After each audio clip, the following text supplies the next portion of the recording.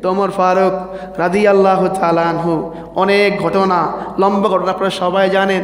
যখন আল্লাহর হাবিবকে হত্যা করার জন্য আসবে, শহীদ করার জন্য আসবে, ওই সময় ওমর ফারুক আল্লাহর হাবিবের চেহারা মুবারকের মহব্বতে ঈমান এনে নিয়েছে। সুবহানাল্লাহ করে মহব্বত, লা দালিলা লি মুহাব্বাতিন, মহাব্বতের জন্য কোনো দলিল লাগে না।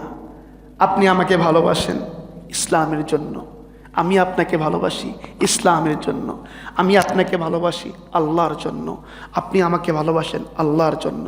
যেই ব্যক্তি আল্লাহর জন্য একজন আরেকজনকে ভালোবাসবে, ওই ব্যক্তিকে আল্লাহওয়ালা বানিয়ে দিবে কে?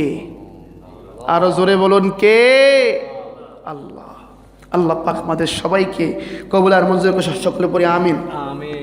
আর প্রিয় ভাই, আমি যে শুরুতেই বলেছি আল্লাহর হাবিবের প্রতি মহব্বতটা হাসিল করবেন।